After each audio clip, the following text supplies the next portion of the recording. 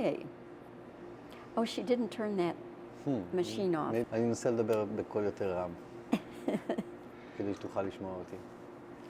כי תמיד כשאני מתחיל לדבר בעברית, אז שומעים אותי יותר טוב. My Hebrew is not good. Okay. We're speeding? You're okay. Nir, I welcome you to Dallas. I appreciate very much your coming and sharing your film with us. Thank you for having me here. And last night, it was previewed here at the Magnolia Theater. And as far as I could tell, all the observations and what I overheard, all favorable comments. So I hope that that bodes well for the success of the film here. Well, hopefully it will help people come and see it, yeah.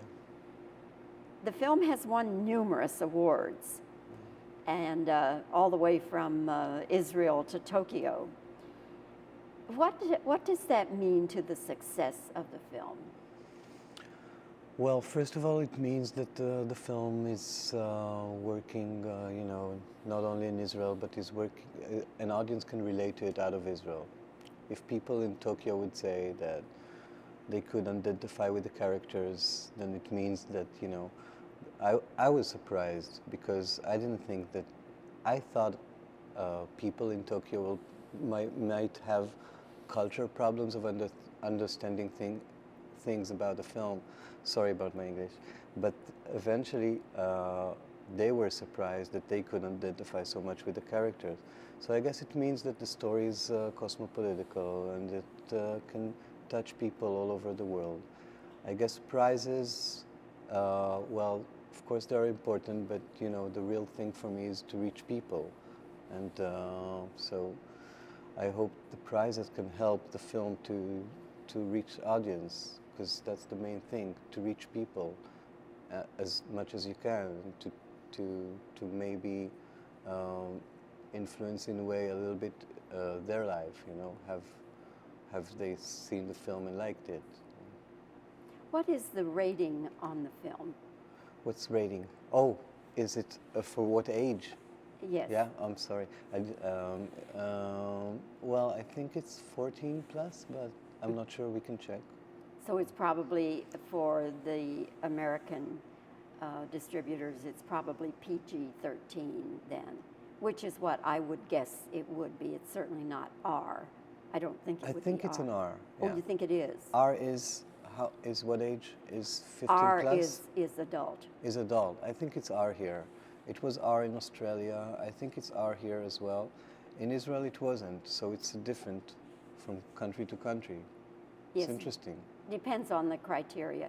It might be R for the nudity, although it wasn't what the MPAA calls full frontal. It was back nudity, but that might be the reason. Yeah, I think it's an R. Yeah. Oh, okay. It has to do, of course, with a family, and it makes me wonder if, in any sense at all, Nir, is this autobiographical? Well, it is in a lot of senses, but it's always hard to say in a film that you write eventually what is life and what is the story. I guess it started with personal things that happened to me. It was around 1979. We came back from, my family came back from San Diego. We spent a year here, and in San Diego.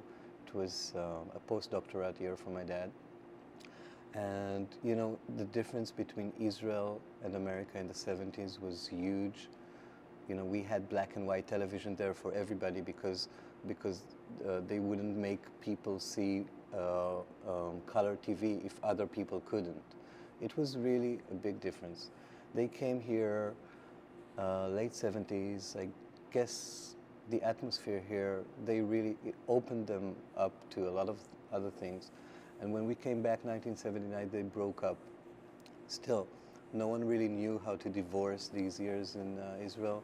So it was sort of a total collapse of the family.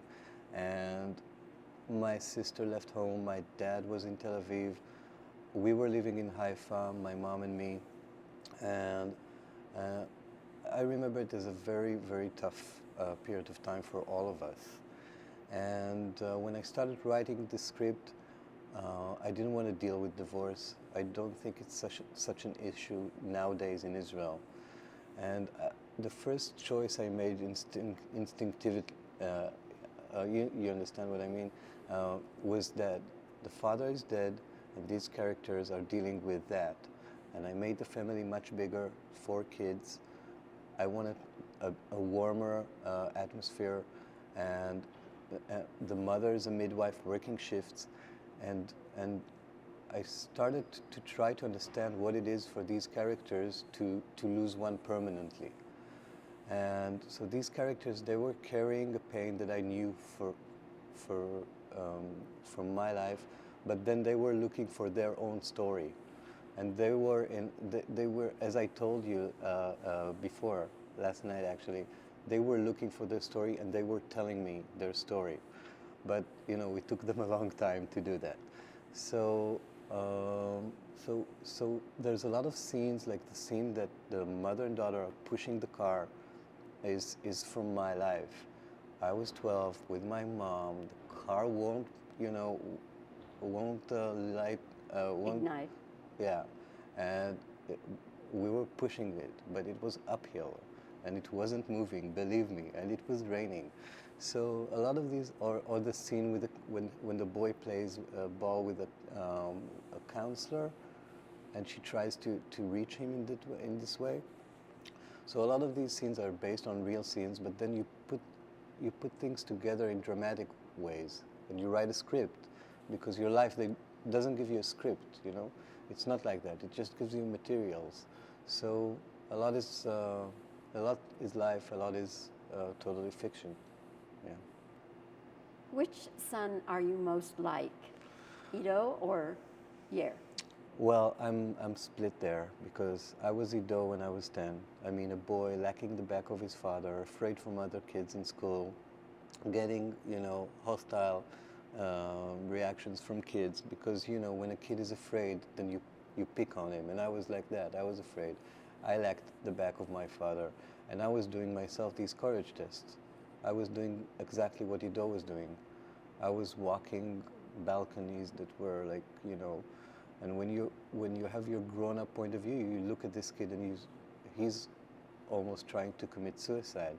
But for me, it was courage test, the same as the little boy in the film. And Yair, the teenager, I have a lot of me inside him.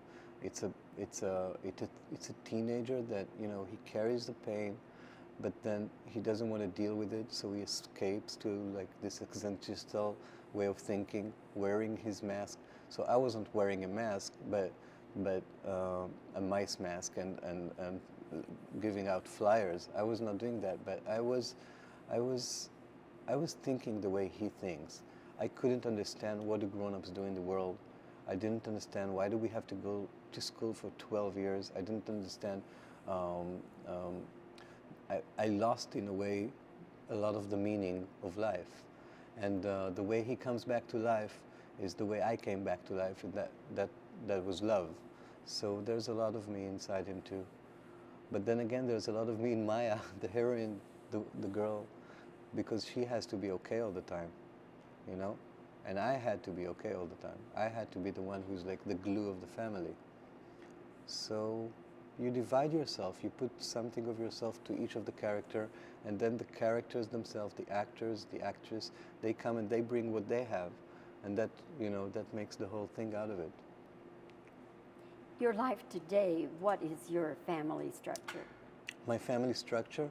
Okay, so if this is the room, so I sleep here, my wife sleeps here, one baby sleeps here, and the other baby sleeps here. So I'm surrounded by my whole family. I have twins, they're 11-month-old. How Yeah. marvelous. Yeah, Boys? boy and a girl. Oh, how marvelous. Yeah, Oh, how exciting for you. I know. In the film, Maya and Yair are twins. You don't get to know it because it's lost we cut it away, that one sentence that was making it sure that they are twins because the acting wasn't so good. But they are a boy and girl twins, 17 years old. You have a very strong cast. Yeah. Very strong. Tell us the story on Maya, how you approached her and she said no. Well, Maya was in my graduate film school in the Sam Spiegel Film School in Jerusalem. That was Seahorses.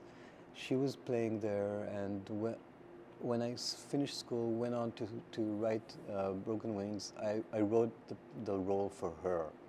I saw her in my mind when I wrote the role. Actually, she comes from a big family, 4 brothers and sisters, a mother who works in hospitals, and a father that is gone. And so I wrote it for her, but then I gave her the script to read, and she was in Amsterdam with her boyfriend. And she didn't want to go to do the film because she was afraid she's going to lose this relationship, and you know, she was very young, and she just didn't want to do it. And so I had to look for Mayas all around Israel, and we saw hundreds. We did hundreds of auditions. I guess we reached 1,000 of auditions for the role. I went on to any school in Israel looking for this girl with my assistant director, my executive producer, and we went on to schools in the north or in the south looking for this girl, and we couldn't find her. So I had to call Maya again and tell her, listen, are you coming to audition for the film or what? Are you coming to do it? So she talked with her boyfriend, and he said, okay, go on, go do the film. It's going to be okay. So she came. She did an audition. It was amazing. And that was it. And, you know, I think she's so unique, this girl. She has this combination of fragile and then toughness, and she's one of her kind. I cannot see the film without her. I cannot think of the film without this girl. She's amazing. Yes, and she has a wide range of acting emotions. Yeah, but in such in such nuances, right? Yes. It's not like that yes. she's going here and No, no, there. no. It's not like she's in the nuances. It gets time to get her. You don't figure her in the first minute. It takes you time, and then slowly you start seeing her nuances, and she gets to you. She's amazing, really. I mean, working with her was amazing. She needed 2 takes at the most. She didn't need more than 2 takes. I would take another 2 takes just for safeties and stuff like that. But she's a 2 takes actress. She doesn't need more than that. She is so into it, really. So in a way, if it was an emotional scene and I would need her to be for instance, very emotional in the close-ups or something, I would not shoot the long shot. I would not take the whole scene. I would take just a few sentences and wait, because I'll know that I'm going to have it when I need that. She's going to do it. She's going to be there. She could identify with the story so strongly. So you know, that helped too. Indeed. Yeah. In your film, it is about an Israeli family, but there is no hint, no suggestion of war or terrorism. Yeah, it's true. I know you find it so strange that there's no war in the story. When you're out of Israel, you think, well, what you get on the news is what you think of the country. And what you get on the news is, of course, on the foreground is the Palestinian-Israeli conflict, and you think that that's all that we have there. Well, basically, it's not true. We do have private life, and we do have families, and we do have relationship inside the family, and sometimes they're hard. And we grow up in the conflict, you know, it's true. I mean, my first memories are from 1973. I was 4 years old, and there was a war, and they took me inside the shelter, And I can remember it like today. I remember the blanket that I have. I remember the sound of the sirens going on, and I remember waking up and going. So I have this. We grow up since we're kids inside this conflict, but then the things that happened to me that influenced me more as a writer are not the conflict. It was personal things, and that's the story that I wanted to tell. Still, I think there's political views in the film about the state of Israel, but it's more into how we have become a society that doesn't support single mothers, and I think it is connected to the conflict as well.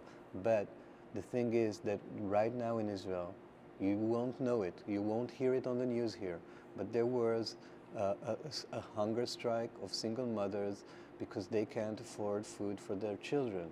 So the economical situation in Israel is a very serious problem. You won't hear about it because, as you said, what you hear is about the conflict.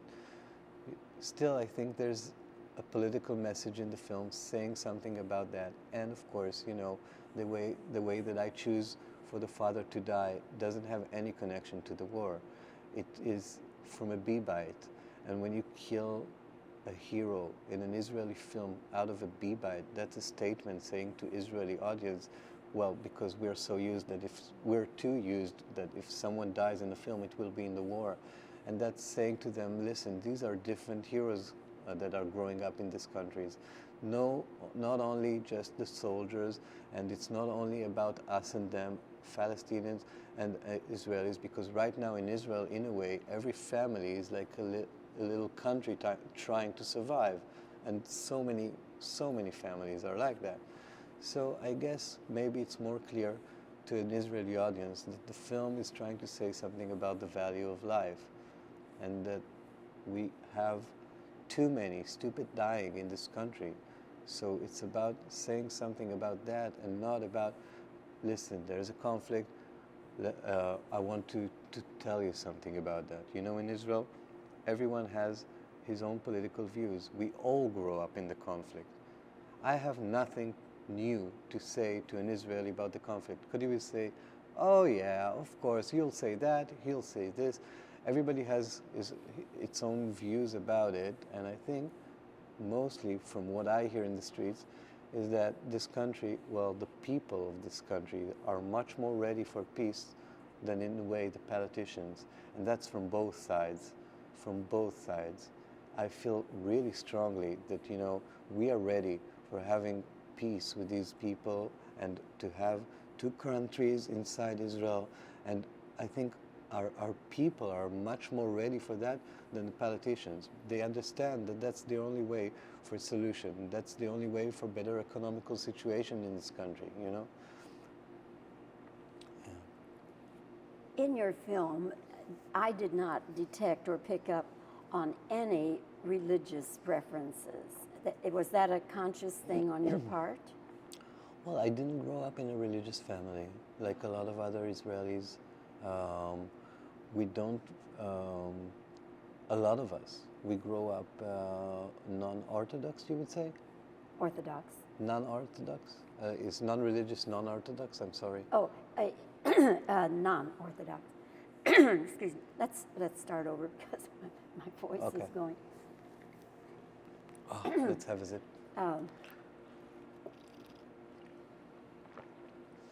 Or you could just say מה non. נשמע, ארתור? הכל בסדר? Or you could just say non-religious. Non-religious. Or if you want to keep it Well, in the Israeli reference, non-Orthodox would be Okay. also correct. Okay, we'll start again. All right. All right. In your film, Nir, I did not detect any references to religion. Now, that had to be a conscious thing on your part, huh? Well,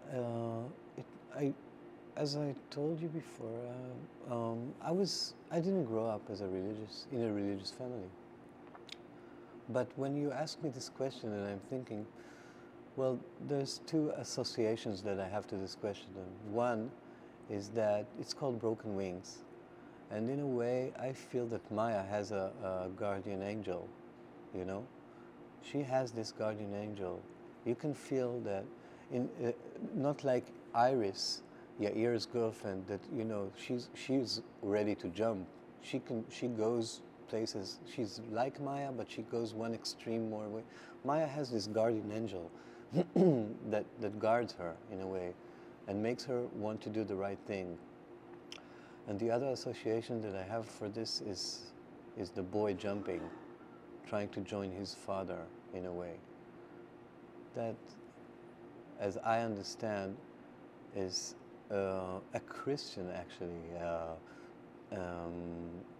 associations to some people for a boy to try to join his father. But well, I didn't mean it that way. It was just association that people told me from watching the film in England. So religious was not an issue for me as a growing up child. My parents weren't religious. My grandpa is religious. And he used to have a lot of conflicts with my father about that. But it wasn't an issue for me, so it's not in film. Yeah. In Israel, is your film considered by any group of people to be controversial? Not really, no. It was seen by more than 250,000 people came to see the film in Israel. It was big. Just to understand, it was almost like Lord of the Ring and Harry Potter. It was crazy. Usually Israeli films, they don't get such audience as the huge American films. So it was really amazing. It wasn't controversial. It was a bit like a mirror to a lot of Israelis watching a lot of our lives in a way in Israel, trying to have a normal day. A family trying to have a normal day is so common in this country that you wouldn't believe it. Because it's not easy, because we're still trying to survive. It's crazy, but it's like that. Yeah. One last question here, and that is, I could frame it two different ways. I could say, what are your long-range goals? Or I could say, what is your dream project? My dream project would be the Book of Inner Grammar by David Grossman, to make an adaptation to this book, a book that influenced me very strongly. David Grossman, I don't know if you heard of him, but he's quite known worldwide. He's Israeli, well, my best Israeli writer, and this book by him is my best. I love this book best. It's very strong. So I have a dream to make an adaptation for that, for a film. Right now I'm working on another feature film. I'm writing it. It's as hard as it can get. You know, the writing process is so lonely. And afterwards, when you have the script, then people come and start sharing it with you, you know. You have your producer. For me, it's my producer. It's Asaf Amir, which, you know, I'll be working with him, I guess. You know, as long as we can stand each other, because we really love each other, but, you know, we always fight. He's really great. He did Broken Wings with me, and of course, he's going on to the next film. So he, you know, when you finish this draft, people start taking it a little bit off your shoulders and it's because writing is the most lonely part of it. It's as hard as it can get. You just sit there, it's just you, the computer, and the blank page in a way. So I really hope to finish a draft in a few months, but right now it's really hard. Have you optioned the Grossman book? If I optioned it, well, I've spoken to him. He's seen Broken Wings. He wants me to do the book, but right now it's in, you know, it's in other people's hands. But we've spoken about it, and he really wants me to do it. So that's for me, like, you know, just to talk with him was for me like, I'm talking to David Grossman. You have to understand, I was 18 when I read his first book, and he was like a spiritual father to me. I was writing him letters and not sending them, you know? Yeah. So to speak to him was amazing, and he was so calm about it. He said, "Listen, I like Broken Wings. I think you can do the Book of Inner Grammar," and yeah, it was fun. Well, see, you're a young man, and I'm not so young. I'm 34, turning 35 in August. oh, honey, you're young. You're a pup. Okay. But you know, everything is relative. But anyway, I It's funny. you don't know that expression? Yeah. You understand? Yeah. Puppy. I have pups. Okay. Yeah. Anyway, again, I congratulate you Thank you. on your film, Broken Wings, and I wish for you success here in the U.S. with it. Success that will meet and maybe even surpass what it has done in Israel, but that would be asking a lot, wouldn't it? Yeah, well, you still have to keep always your expectations low, and then then you're surprised and happy if it goes better. You know, I always do that. You know, I always fear, I always worry. It's just me. You know, I will never be like calm about anything that has to do, you know, with the work that I do. It's for me, it's like that. You know. So Well, it's that edge that probably makes you work. yes, Yeah, it's true. and achieve. So true. Nir, thank you so much for coming Thank to you. Dallas. Thank you It's a for real having me. I pleasure heard so meeting you. much about you, and I know you're doing it, and you're very famous in what you're doing. Oh, and thank you. Thank so you. thanks for having me. Okay. Okay, now he's going to move the camera around. I'll ask you the question again. Excuse me. Nir, tell me something about the structure of your family. Okay, so I was saying that my structure of the family is that if this is our room, I sleep here near the wall. My wife sleeps here. We have one twin baby here, and the other one sleeping here. And that's is the way that I'm secured. You see, they're taking care of me. They're all surrounding me, and that's the way that I'm safe. Yeah. Wonderful. And we'll be okay with, we won't see his lips, even though we're seeing a good bit of him, right? No, we want to see lips there. We're good right there. Yeah, good, okay. Ready?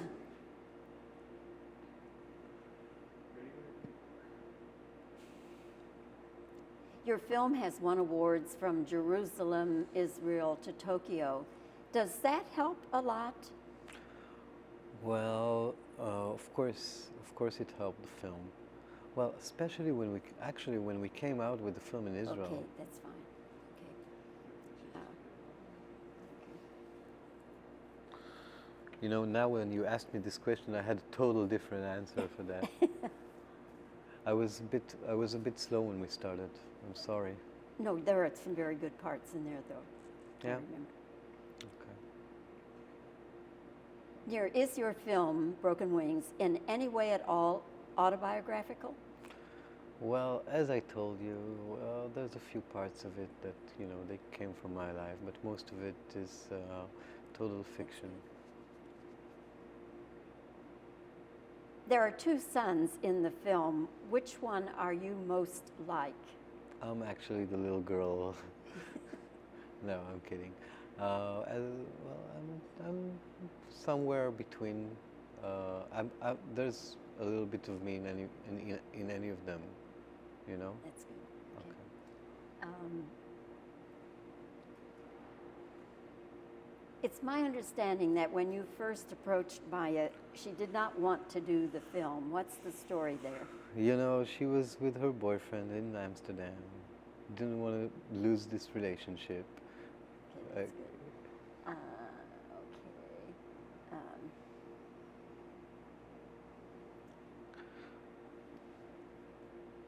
In your film, there is no mention or even a hint of war or terrorism. Yeah. Well, you know, it's when.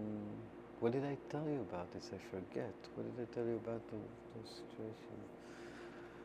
That's fine. No, you went on to say you wanted to show Okay. that families. Yeah, yeah. No, but we have the Yeah. answer. Okay. All right. Okay. So should I speak? No, I should. that's fine. Okay. I'm Um, sorry. Okay.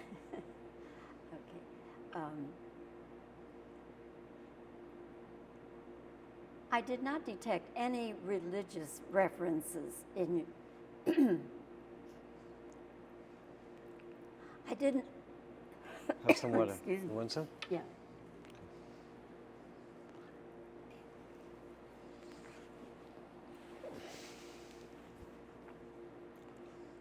I did not detect any religious reference in your film.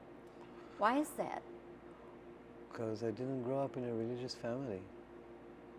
I grew up in a family with non-religious parents. Just there was my grandpa though. That's good. Okay. And this will be the last question.